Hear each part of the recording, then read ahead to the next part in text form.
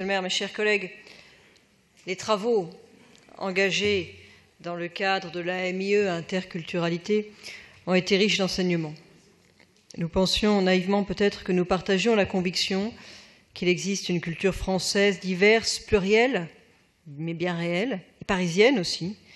Et nous avons fait le constat d'une divergence entre nous. Le cycle de réflexion qui a été mené révèle avec clarté la politique culturelle qu'une partie de votre majorité souhaite mener à Paris, et elle porte un nom. Alors c'est un nom qu'on a tendance à servir pour un rien ces temps-ci, mais il prend ici tout son sens. Je vous le dis d'emblée, si vous suiviez les recommandations du rapport, vous choisiriez d'encourager et de financer une politique communautariste. Car c'est comme ça qu'on caractérise le fait d'attribuer des enveloppes non pas au titre d'un projet, d'une discipline, d'une forme artistique, d'un artiste, d'un lieu, mais au nom d'une identité culturelle sous couvert d'une différence. Et ça, vous le justifiez au nom d'une certaine lecture du principe d'ouverture de la ville. Mais c'est en réalité une assignation à résidence identitaire. Et c'est une faute, mais aussi une erreur factuelle.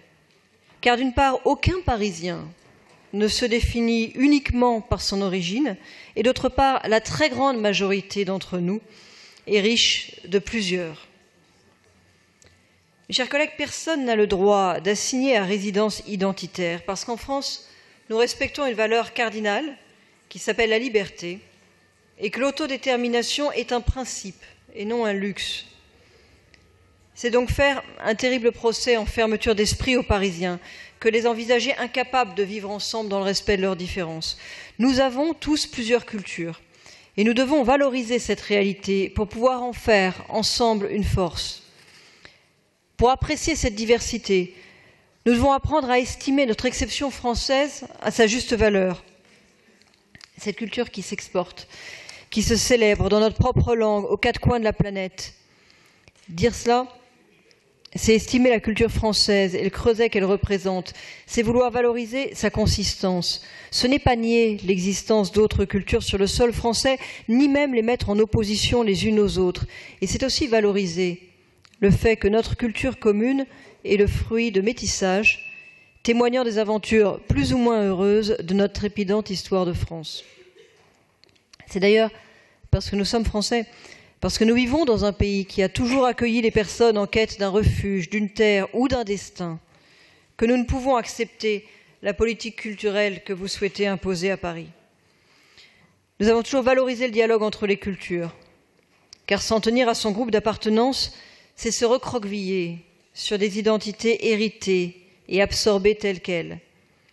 Sans esprit critique, sans possibilité d'émancipation individuelle, la culture ne peut pas jouer son rôle naturel. Et quel dommage, puisque c'est avant toute chose la clé vers l'autonomie. Un refuge donc, autant qu'un défi. Mais c'est aussi un choix, et c'est là que le bât blesse. Une lecture du monde que l'on construit, en additionnant en conscience les influences, en choisissant pour soi et pour les autres sa propre identité. La définition d'interculturalité, je tiens à le rappeler, c'est la suivante. C'est l'ensemble des relations et interactions entre des cultures différentes générées par des rencontres ou des confrontations qualifiées d'interculturelles. Ça n'est pas un manifeste pour subventionner n'importe quoi au prétexte de la sauvegarde de particularités culturelles.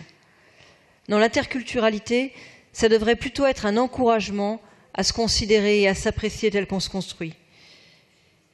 C'est en construisant des digues, mes chers collègues, que l'on recroqueville les individus sur eux-mêmes. C'est en se différenciant à l'excès que l'on provoque la rancœur et la haine.